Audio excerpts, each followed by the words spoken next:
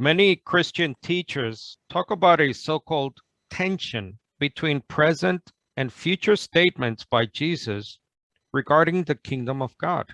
This is popularly known as the already, not yet.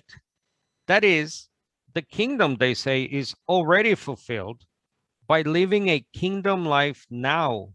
For example, the ethics and morals, fruits, and gifts of the spirit of that coming kingdom of God.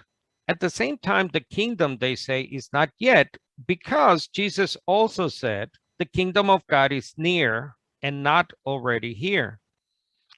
The noted German scholar Oscar Kuhlmann argued that this chronological tension between already fulfilled and not yet consummated constitutes the essence of the Christian faith.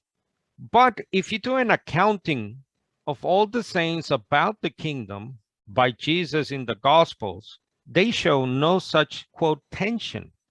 According to My Bible Works 10, the word kingdom appears around 113 times throughout the Gospels, around 50 times in Matthew, around 40 times in Luke, around 20 times in Mark, and only 3 times in the Gospel of John, twice in John chapter 3, where Jesus says you must be born again in order to enter the kingdom, and in John 18:36, where he says to Pilate, my kingdom is not of this world.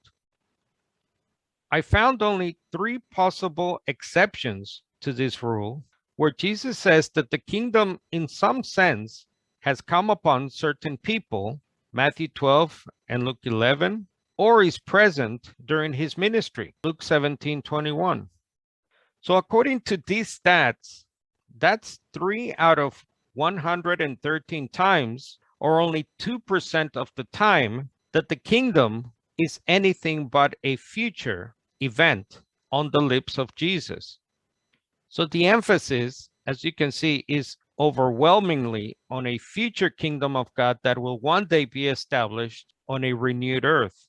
So a good question to ask the already not yet teacher is, did Jesus change the Old Testament definition and description of the kingdom as a future event only?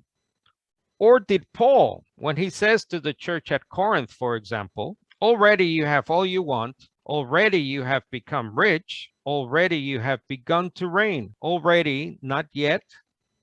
Simply put, to say that the kingdom is already here in any sense of the biblical meaning of the word, that is, as the worldwide political government of the Messiah and Christians, is wrong. And we should not conflate the idea of behaving like kingdom people now with that coming kingdom on earth.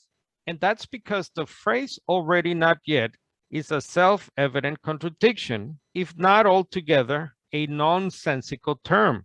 It would be like my wife asking me if the mailman had come and me saying, already, dear, not yet.